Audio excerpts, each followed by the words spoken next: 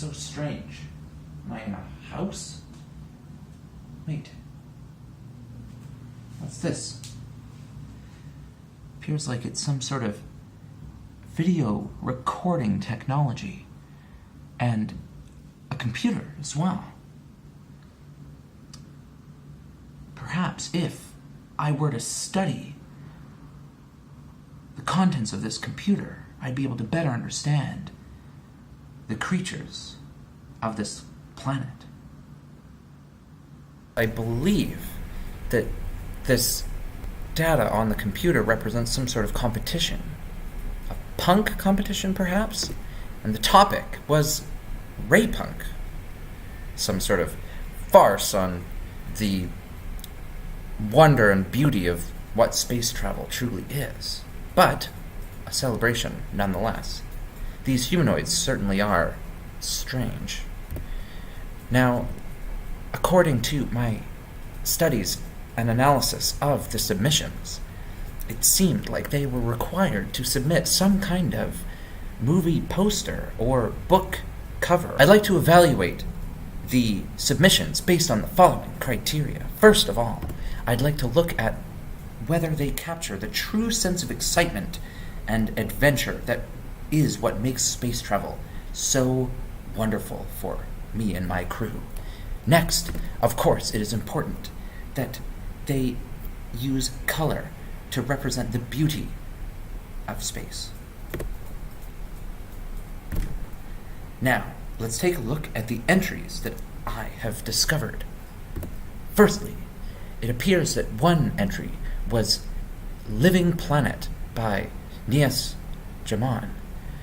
You can see this is his entry for a horizontal orientation, but he also submitted a poster orientation, which we can take a look at here. Now, the second entry, Above the Clouds by a silly named fellow, Lance Singbiel. He also submitted a poster entry, which we can take a look at here.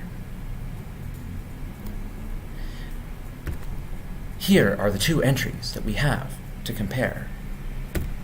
And it's time for the critique. First of all, Nias Jaman's entry, Living Planet. Overall, it reminds me of old video games that I played in the past, such as Star Fox 64. This was an excellent training simulation for flying, which I then used to great effect in one of my races on Nadius Prime. Now, one of the things that I feel could be improved is the rule of thirds to help with composition. Although he has some great elements that feel like they are adding some creativity to the scene, the position of the elements is also important, and how they are framed in a poster or any image. Rules of thirds is the idea of dividing your image into segments and then placing objects on the intersection points, such as here, or here, or here, or even here. But as you can see, he has decided instead to center all of his objects and not abide by the rule of thirds, which ends up actually making the image feel less dynamic than it could. So, overall, the last idea I had was, what if he were able to make it look like an old book cover? Perhaps he could add a title, and then his name, followed by some publishing details and a price. This now looks like an exciting book about space travel, which I would indeed read if I read books anymore. Now they're all digital, but of course, in the past, we may have read books. So, overall, if I were to analyze this based on all of my understanding, I would first look at whether or not it captures the excitement and adventure in space. I would say, yes, it does. Whether it uses color, I would say very good. All that I would say to improve is to think about composition and how to position the objects. And then, of course, to continue to add detail to the scene. Thank you very much, Yes German. Now, let's look at this other work by Lands, or whatever.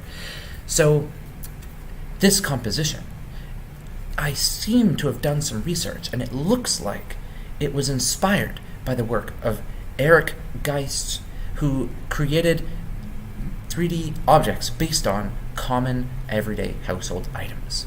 This looks like it was modeled based on a garlic peeler.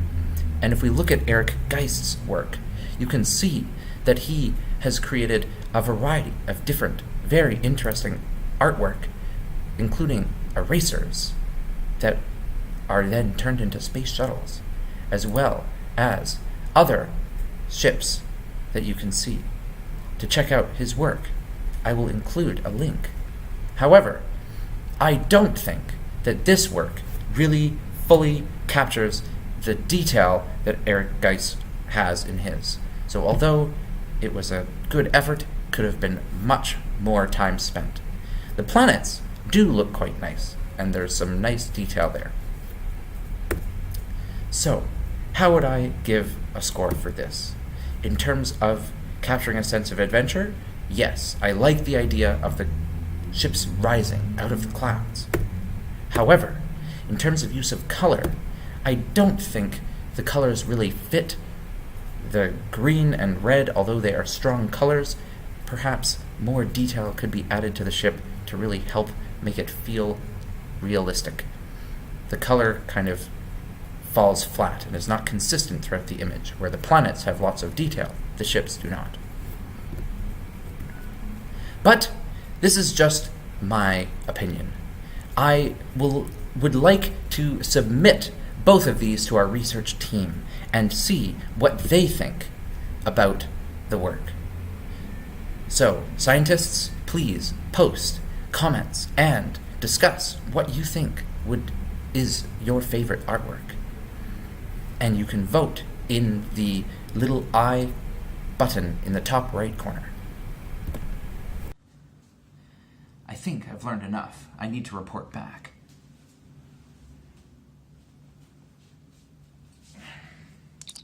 Energize.